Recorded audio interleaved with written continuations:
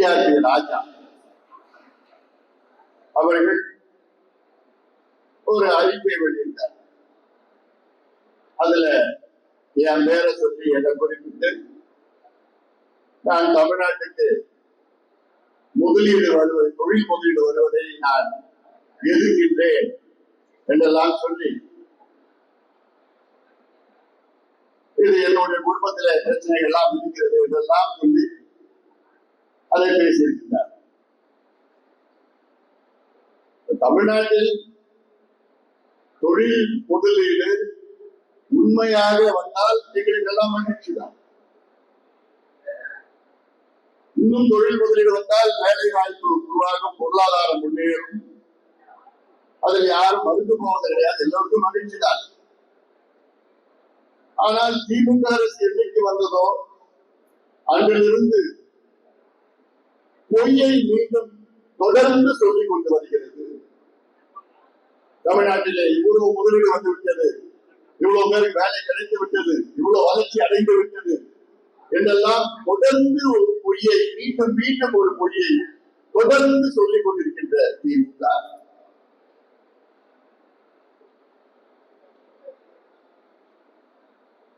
அதாவது நாங்கள் நாகரிகமான அரசியல் நாங்கள் செய்து வருகின்றோம்.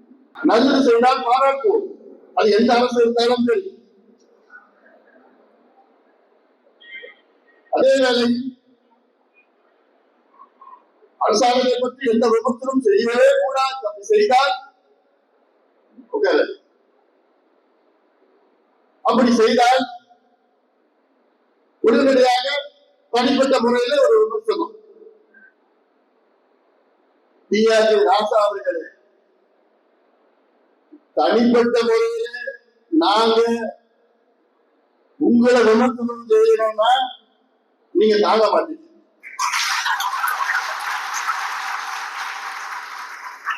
நான் கேட்ட கேள்விக்கு நீ பதில் சொல்லுங்க.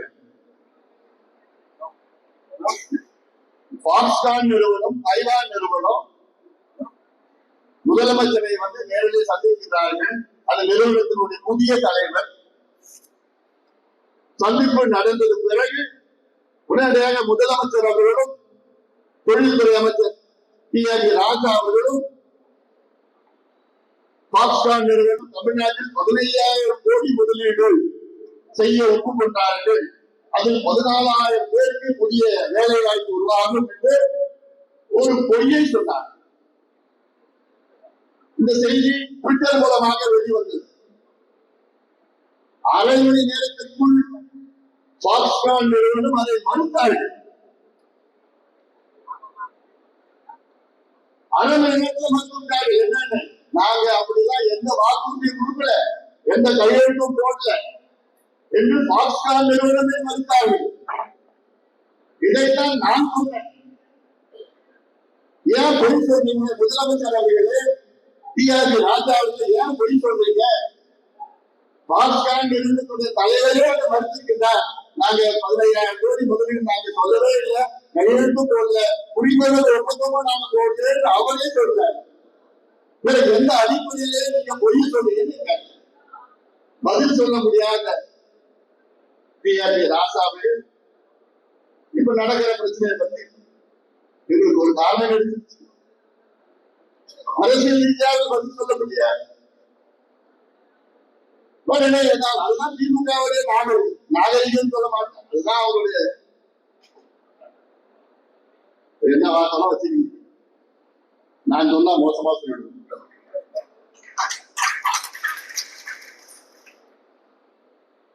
ஆனா நாங்க எப்படி கிடையாது. டெவலப் பாலிடிக்ஸ், நாகரிகமான அரசியல், வளர்ச்சி அரசியல் எங்களுடைய அரசியல். அதே வேலையில மேடையில் பேச விட்டா அவ்வளவுதான். என்ன அவங்களுக்கும் பேச தெரியும். நம்மளுடைய பாலு இருக்கிறார், அவர் பேச விட்டுன்னா சரி 1 மணி நேரம் பிரிச்சு எடுத்துக்கிறார்.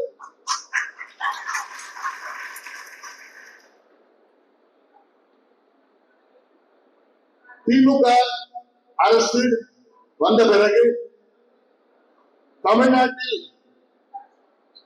தொழில் முதலீடு எவ்வளவு நடந்திருக்கிறது என்று நான் ஒரு ஆவணத்தை நான் தயார் செய்து கொண்டிருக்கின்றேன். இன்னும் ஒரு சில நாட்களில் அந்த ஆவணம் வெளியிடப்படும். நான் சும்மா ஒன்றும் சொல்ல போவதில்லை. 11,62,000 கோடிக்கு முதலீடு தமிழ்நாட்டில் நடந்ததாக தொடர்ந்து பொய் சொல்லிக் கொண்டிருக்கின்ற திமுக அரசு, டிஆர்ஏ ராசாவை, முதலமைச்சர் அவர்களே, இன்னும் கொஞ்ச நாள் கொஞ்சம் பொறுத்துக்குங்க. நீங்க சொன்ன அந்த தேர்தலுக்கு முன்பு 505 வாக்குறுதிகள், அதை பற்றி விதிகள் எங்கேயும் ஒரு புத்தகம் நான் போட்டேன். அந்த 55 வாக்குறுதிகள் வெறும் 66 வாக்குறுதியாக நீங்க நிறைவேற்றிருக்கீர்கள் என்று பட்டியலிட்டு புள்ளிவிவரத்தோடு நான் வெளியிட்டு அந்த புத்தகத்தை வெளியிட்டு இன்னைக்கு வரைக்கும் பதில் அளிக்கின்ற. அதே போலதான் தமிழ்நாட்டில் நீங்கள் ஆட்சிக்கு வந்தவுடன் எவ்வளவு முதலீடு எங்க நடந்தது, நீங்க எவ்வளவு சொன்னீங்க, எவ்வளவு ஏமாத்துனீங்க புள்ளி விவரத்தோடு நான் ஒரு புத்தகத்தை நான் தயார் செய்திருக்கின்றேன்.